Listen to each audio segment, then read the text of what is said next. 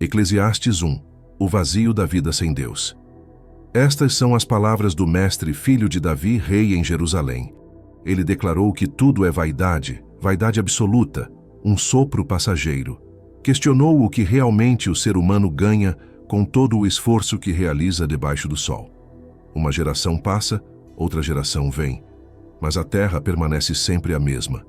O sol nasce, o sol se põe, e apressa-se a voltar ao lugar de onde nasceu. O vento sopra para o sul, gira para o norte, contorna continuamente e retorna aos seus giros. Todos os rios correm para o mar, mas o mar nunca se enche. Ao lugar para onde os rios correm, para lá continuam a correr. Ele afirmou que todas as coisas estão cheias de cansaço, mais do que alguém pode explicar. Os olhos nunca se satisfazem de ver e os ouvidos nunca se cansam de ouvir. O que foi é o que será, e o que se fez é o que se tornará a fazer. Não há nada novo debaixo do sol. Mesmo quando alguém diz que algo é novo, isso já existiu em tempos antigos antes de nós. Não há lembrança das coisas passadas, e das futuras também não haverá memória entre os que ainda virão. O mestre disse que foi rei sobre Israel em Jerusalém e que decidiu aplicar o coração a investigar e a buscar sabedoria sobre tudo o que acontece debaixo do céu. Reconheceu que essa tarefa pesada foi dada por Deus aos filhos dos homens para nela se ocuparem. Observou todas as obras que se fazem debaixo do sol e concluiu que tudo é vaidade e correr atrás do vento. Aquilo que é torto não pode ser endireitado, e o que falta não pode ser contado. Ele refletiu consigo mesmo, dizendo que havia adquirido grande sabedoria, mais do que todos os que governaram antes dele em Jerusalém. Seu coração experimentou abundantemente a sabedoria e o conhecimento. Contudo, ao dedicar-se também a compreender a loucura e a insensatez, percebeu que isso igualmente era correr atrás do vento. Pois onde há muita sabedoria, há também muito desgosto, e quem aumenta o conhecimento, aumenta a dor. Eclesiastes 2. A ilusão do prazer, das conquistas e do trabalho. O mestre disse em seu coração que provaria o prazer, para ver se nele encontraria sentido. Mas logo percebeu que isso também era vaidade. Declarou que o riso é loucura, e questionou que proveito há na alegria. Decidiu estimular o corpo com vinho, sem abandonar a sabedoria, e entregar-se à insensatez, até descobrir o que seria bom para os filhos dos homens fazerem debaixo do céu, durante os poucos dias de sua vida. Realizou grandes obras, construiu casas, plantou vinhas, fez jardins e pomares, e neles plantou árvores frutíferas de todo tipo. Fez reservatórios de água para irrigar bosques cheios de árvores. Adquiriu servos e servas. Teve muitos criados nascidos em sua casa, mais do que todos os que viveram antes dele em Jerusalém. Ajuntou prata e ouro, tesouros de reis e províncias. Trouxe cantores e cantoras, e desfrutou de tudo o que dá prazer aos sentidos humanos. Tornou-se grande e superou todos os que o precederam em Jerusalém, mantendo consigo a sabedoria. Nada do que seus olhos desejaram lhes foi negado. Não recusou ao coração alegria alguma, pois encontrou prazer em todo o seu trabalho, e isso foi a recompensa por todo o seu esforço. Contudo, ao considerar tudo o que suas mãos haviam feito e o trabalho que teve para realizar, concluiu que tudo era vaidade e correr atrás do vento, e que não havia proveito algum debaixo do sol. O mestre voltou-se então para refletir sobre a sabedoria, a loucura e a insensatez. Reconheceu que a sabedoria é melhor do que a insensatez, assim como a luz é melhor do que as trevas. O sábio tem olhos na cabeça, mas o insensato anda na escuridão. Porém percebeu que o mesmo destino alcança a ambos. Questionou em seu coração por que havia se tornado tão sábio, se o fim seria o mesmo, e concluiu que isso também era vaidade. Passou a odiar a vida, porque tudo o que se faz debaixo do sol lhe pareceu penoso, pois tudo é vaidade e correr atrás do vento. Também passou a odiar todo o trabalho em que se esforçou debaixo do sol, porque teria de deixá-lo para alguém que viria depois dele, sem saber se esse seria sábio ou insensato. Mesmo assim, essa pessoa dominaria tudo aquilo que ele havia conquistado com sabedoria e esforço. Isso também era vaidade. Seu coração começou a desesperar-se por todo o trabalho realizado debaixo do sol, pois há quem trabalhe com sabedoria, conhecimento e habilidade, mas precisa deixar tudo como herança para quem não trabalhou por isso.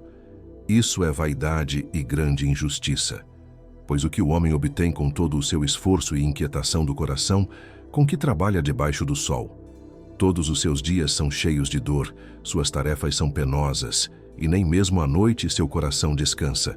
Isso também é vaidade. Então o mestre reconheceu que não há coisa melhor para o homem do que comer, beber e desfrutar do bem em seu trabalho.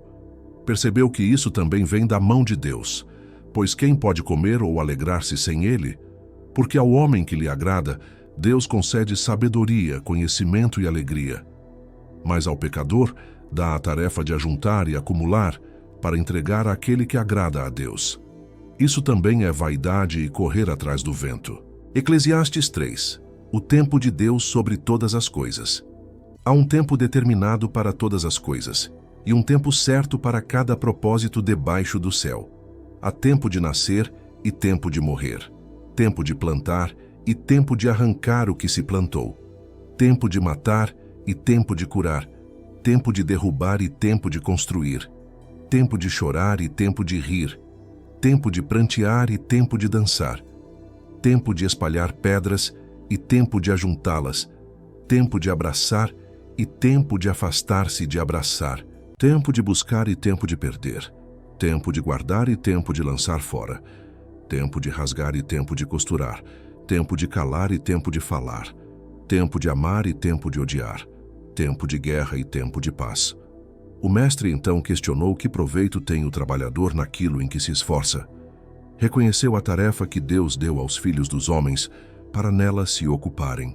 Declarou que Deus fez tudo formoso no seu devido tempo e colocou no coração humano o senso da eternidade, ainda que o homem não consiga compreender plenamente a obra que Deus realiza do começo ao fim.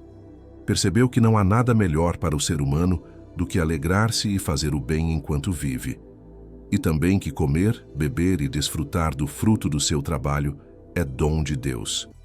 Afirmou que tudo o que Deus faz permanecerá para sempre. Nada se pode acrescentar, nada se pode tirar. Deus faz assim para que os homens o temam. O que já existe, já existiu antes, e o que ainda há de existir, também já existiu, e Deus chama de volta o que passou.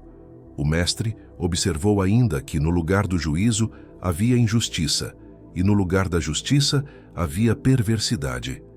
Disse em seu coração que Deus julgará tanto o justo quanto o ímpio, pois há um tempo determinado para todo propósito e para toda obra.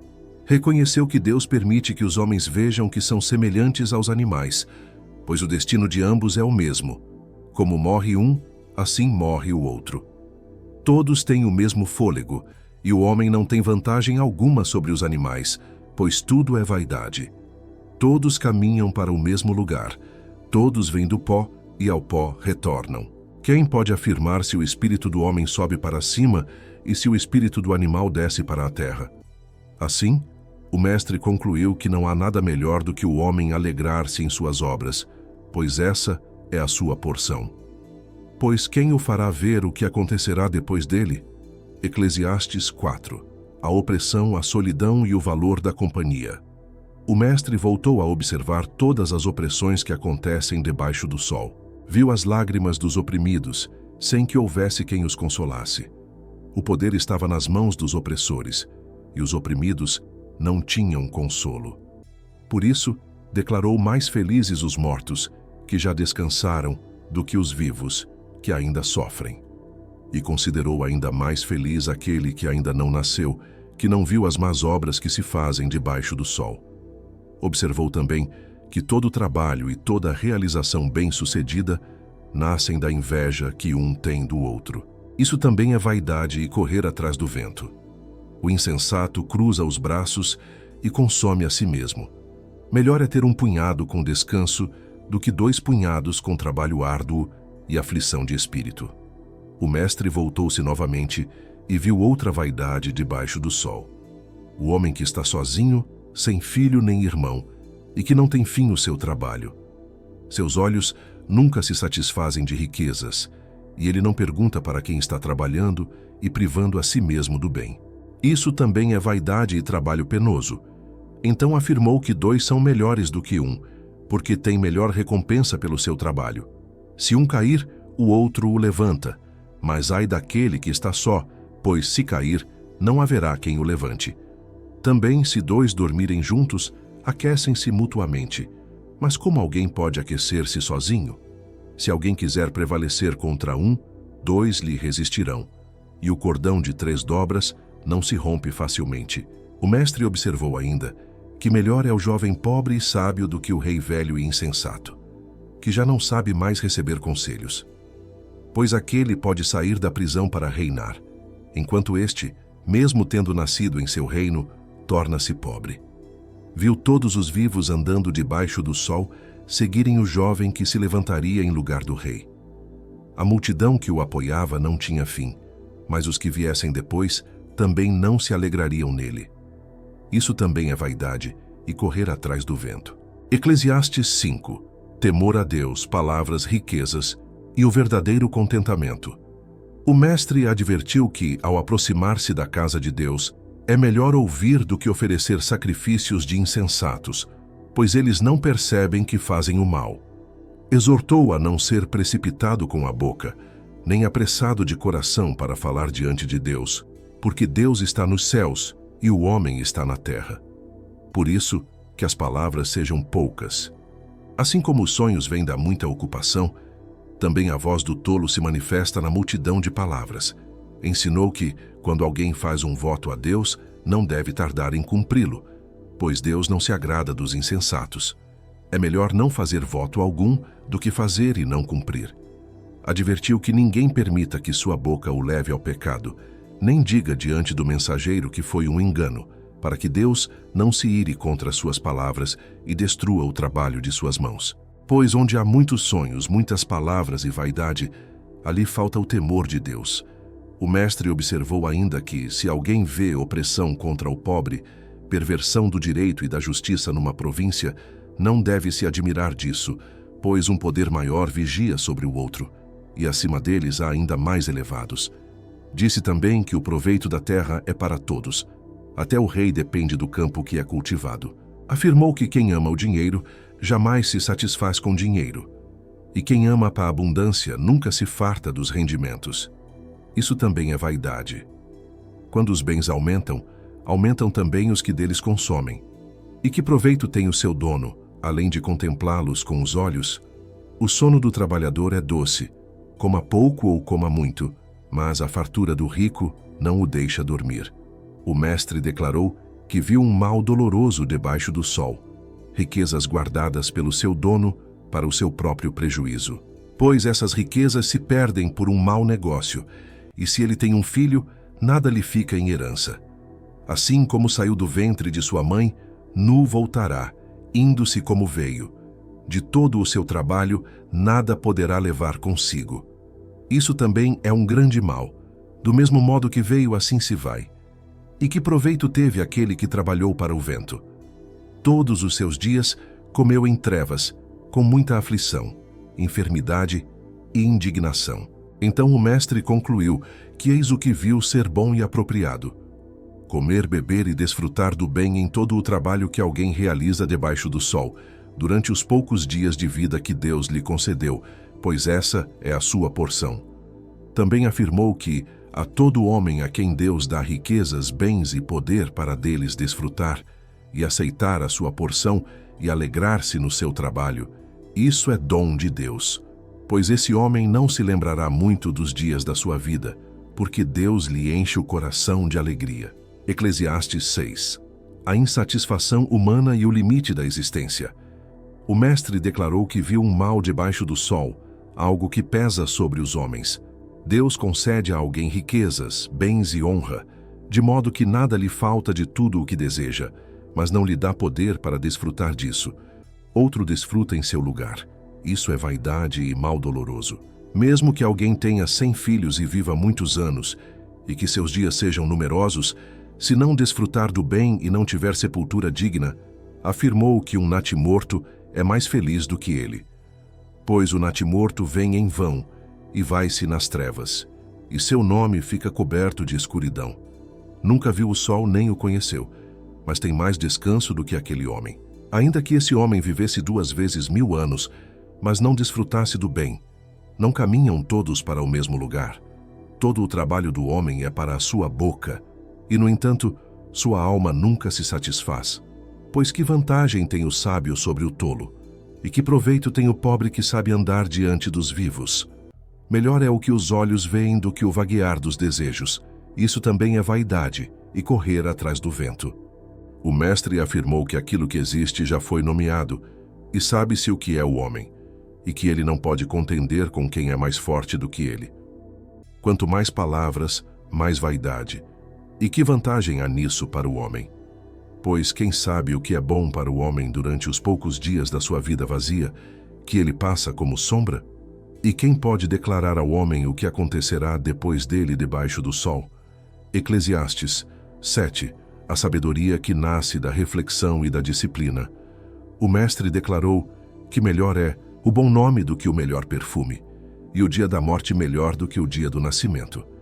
Afirmou que é melhor ir à casa onde há luto do que à casa onde há festa, porque ali se encontra o fim de todos os homens, e os vivos devem refletir sobre isso. Disse que a tristeza é melhor do que o riso, pois com o rosto triste o coração se torna melhor. O coração dos sábios está na casa do luto, mas o coração dos insensatos na casa da alegria superficial. Ensinou que é melhor ouvir a repreensão do sábio do que escutar a canção dos tolos, pois o riso dos insensatos é como o crepitar dos espinhos debaixo da panela. Isso também é vaidade. Declarou que a opressão pode enlouquecer até o sábio e que o suborno corrompe o coração. O mestre afirmou que melhor é o fim das coisas do que o seu começo, e que o paciente de espírito é melhor do que o orgulhoso. Advertiu que ninguém se apresse em irar-se, pois a ira repousa no íntimo dos tolos. Também ensinou a não dizer que os dias passados foram melhores do que os atuais, pois isso não vem da sabedoria. Disse que a sabedoria, assim como a herança, é boa e proveitosa para os que veem o sol, pois tanto a sabedoria quanto o dinheiro oferecem proteção. Porém, a vantagem do conhecimento é que a sabedoria preserva a vida de quem a possui. Exortou a considerar a obra de Deus. Quem pode endireitar o que ele fez torto? No dia da prosperidade, alegre-se.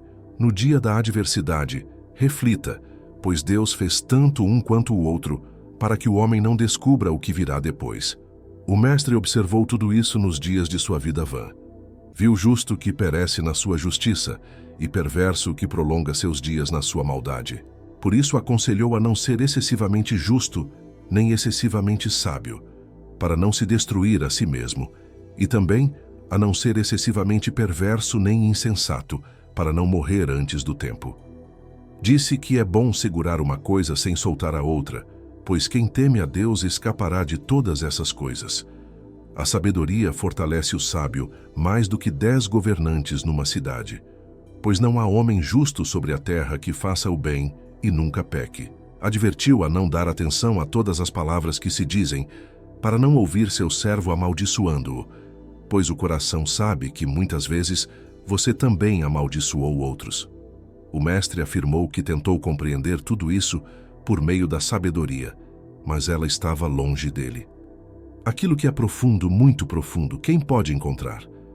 Voltou-se então para investigar a maldade da insensatez e a loucura da tolice. Disse que achou mais amarga do que a morte a mulher cujo coração é armadilha e cujas mãos são cadeias. Quem agrada a Deus escapa dela, mas o pecador é por ela preso. Concluiu dizendo que, ao buscar tudo isso cuidadosamente, encontrou apenas isso. Deus fez o homem reto, mas ele se lançou em muitos esquemas. Eclesiastes 8. A sabedoria diante da autoridade e do mistério de Deus. O mestre declarou que quem é como o sábio e quem sabe interpretar as coisas. A sabedoria ilumina o rosto do homem e suaviza a dureza de sua expressão. Ensinou que se deve guardar o mandamento do rei por causa do juramento feito diante de Deus. Advertiu a não se apressar em deixar a presença do rei, nem insistir em algo mau, pois ele faz tudo o que deseja. Onde há a palavra do rei há poder, E quem pode dizer-lhe: o que fazes? Afirmou que quem guarda o mandamento não experimenta mal algum, e o coração sábio conhece o tempo e o juízo. Pois há um tempo e um modo para todo propósito, ainda que o mal do homem pese sobre ele. O homem não sabe o que há de acontecer, e quem poderá dizer-lhe quando isso ocorrerá? Não há homem que tenha poder sobre o espírito para retê-lo, nem autoridade sobre o dia da morte. Não há livramento nessa batalha, nem a maldade livrará os que a praticam. O mestre observou tudo isso e aplicou o coração a toda obra que se faz debaixo do sol, quando um homem domina sobre outro para seu próprio prejuízo.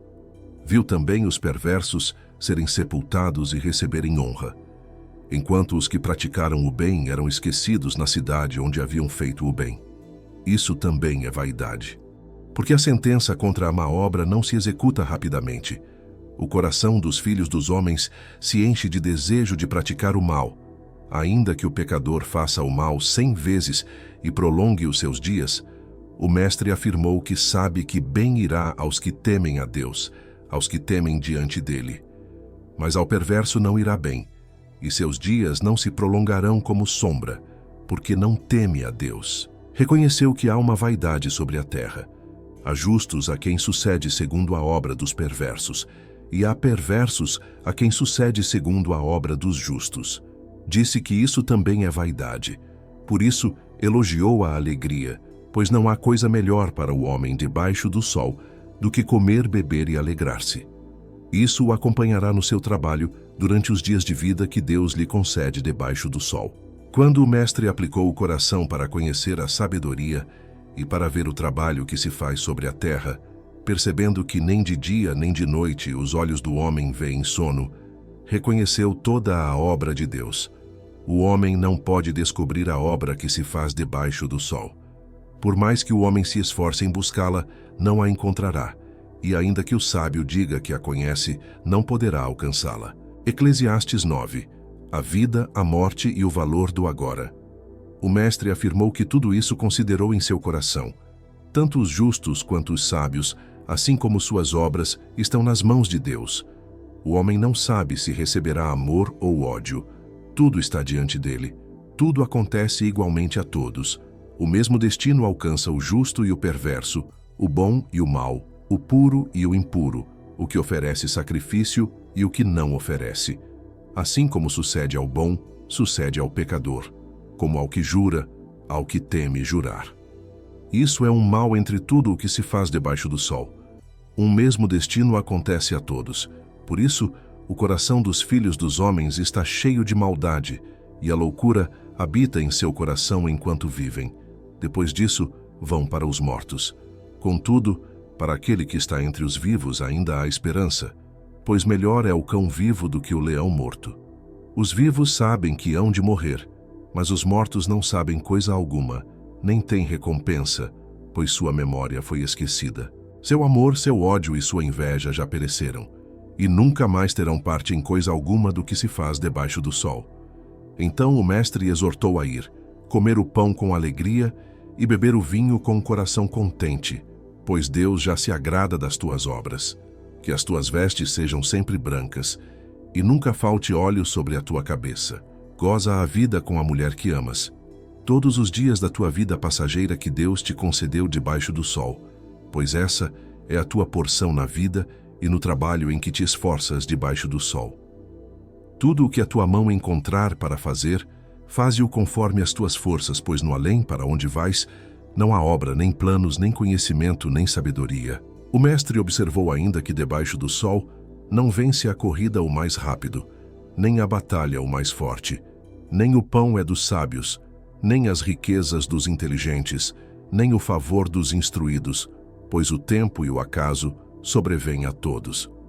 O homem não conhece o seu tempo, como os peixes que são apanhados na rede fatal e como as aves presas no laço, assim os filhos dos homens são enlaçados no tempo da adversidade, quando ela cai de repente sobre eles. O mestre relatou ainda um exemplo de sabedoria debaixo do sol que lhe pareceu grande. Havia uma pequena cidade com poucos habitantes, e contra ela veio um grande rei, cercou-a e construiu grandes baluartes contra ela. Naquela cidade havia um homem pobre e sábio, que a livrou por meio da sua sabedoria, mas ninguém se lembrou daquele homem pobre. Então, o mestre declarou que melhor é a sabedoria do que a força, ainda que a sabedoria do pobre seja desprezada e suas palavras não sejam ouvidas. As palavras tranquilas dos sábios são mais ouvidas do que os gritos de quem governa entre tolos. Melhor é a sabedoria do que as armas de guerra, mas um só pecador destrói muito bem. Eclesiastes 10. Sabedoria, insensatez e o peso das escolhas. O mestre declarou que pequenas moscas mortas fazem o perfume do perfumista exalar mau cheiro. Assim, um pouco de insensatez pesa mais do que a sabedoria e a honra. O coração do sábio se inclina para o caminho correto, mas o coração do insensato se desvia, e até quando anda pelo caminho, o tolo demonstra a sua falta de entendimento, dizendo a todos que é insensato. Ensinou que, se a ira de um governante se levantar contra alguém, este não deve abandonar o seu lugar, pois a mansidão pode acalmar grandes ofensas. Observou um mal que viu debaixo do sol, como um erro que procede da autoridade. A insensatez colocada em posições elevadas, enquanto os ricos e capazes ocupam lugares humildes. Viu servos montados a cavalo e príncipes andando a pé como servos. Advertiu que quem cava uma cova pode cair nela, e quem rompe um muro pode ser mordido por uma serpente. Quem corta pedras pode ferir-se com elas, e quem racha lenha expõe-se ao perigo. Se o machado está embotado e não se afia o fio, é preciso redobrar a força, mas a sabedoria é proveitosa para dirigir. O mestre afirmou que se a serpente morde antes de ser encantada, de nada serve o encantador. As palavras da boca do sábio trazem favor, mas os lábios do tolo o devoram. O começo das palavras de sua boca é insensatez, e o fim do seu falar é loucura perversa. O tolo multiplica palavras, embora ninguém saiba o que acontecerá. E quem poderá anunciar-lhe o que virá depois? O trabalho do tolo o cansa, pois nem sabe ir à cidade. Ai da terra cujo rei é criança e cujos príncipes se banqueteiam desde a manhã. Feliz é a terra cujo rei é nobre e cujos príncipes comem a seu tempo, para fortalecer-se e não para embriagar-se. Pela preguiça, o telhado se abate, e pela negligência, as goteiras surgem. O banquete é feito para a diversão, o vinho alegra a vida, e o dinheiro atende a tudo. Contudo, o mestre advertiu a não amaldiçoar o rei nem mesmo em pensamento, nem amaldiçoar o rico no quarto de dormir, pois uma ave do céu pode levar a voz, e o que tem asas pode anunciar a palavra. Eclesiastes 11. Semear com fé, viver com consciência. O mestre aconselhou a lançar o pão sobre as águas, pois depois de muitos dias ele seria encontrado. Ensinou a repartir com 7 e até com 8, pois não se sabe que mal poderá vir sobre a terra. Disse que, se as nuvens estão cheias, derramam chuva sobre a terra, e se a árvore cair para o sul ou para o norte, no lugar onde cair ali ficará. Advertiu que quem observa o vento não semeará, e quem olha para as nuvens não colherá. Assim como ninguém conhece o caminho do vento, nem como se formam os ossos no ventre da mulher grávida, também não se conhece a obra de Deus, que faz todas as coisas. Por isso, exortou a semear pela manhã e a não descansar a mão à tarde, pois não se sabe qual prosperará, se esta ou aquela, ou se ambas serão igualmente boas. O mestre afirmou que a luz é doce e agradável é aos olhos ver o sol. Ainda que o homem viva muitos anos, que se alegre em todos eles, mas que se lembre dos dias de trevas, pois serão muitos. Tudo o que há de vir é vaidade. Alegre-se, jovem, na sua mocidade, e deixe o seu coração alegrar-se nos dias da sua juventude. Anda pelos caminhos do teu coração e pela vista dos teus olhos, mas saiba que por todas essas coisas Deus te trará a juízo. Portanto, afasta do teu coração a tristeza e remove da tua carne o mal, pois a juventude e a primavera da vida são vaidade. Eclesiastes 12. Teme a Deus, pois este é o fim de tudo. O mestre exortou a lembrar-se do Criador nos dias da juventude, antes que venham os dias maus e cheguem os anos dos quais se dirá que não há neles prazer. Antes que se escureçam o sol, a luz, a lua e as estrelas, e as nuvens voltem depois da chuva.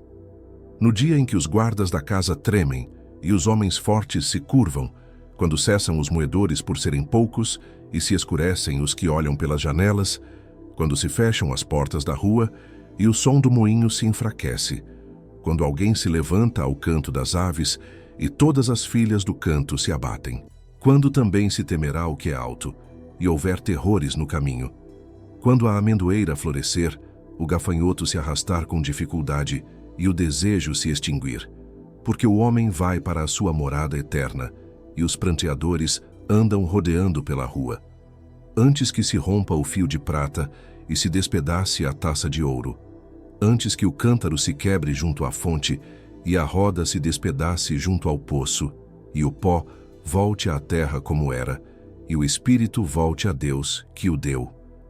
O mestre declarou novamente que tudo é vaidade, vaidade absoluta.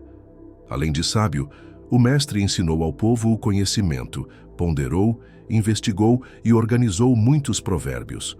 Procurou encontrar palavras agradáveis e escreveu com retidão palavras de verdade. As palavras dos sábios são como aguilhões e como pregos bem fixados, dadas por um só pastor. Advertiu ainda que não há fim para se fazer muitos livros e que o muito estudar cansa o corpo. E então concluiu tudo dizendo: teme a Deus e guarda os seus mandamentos, porque isso é o dever de todo homem. Pois Deus há de trazer a juízo toda a obra, até as que estão escondidas, quer sejam boas, quer sejam más.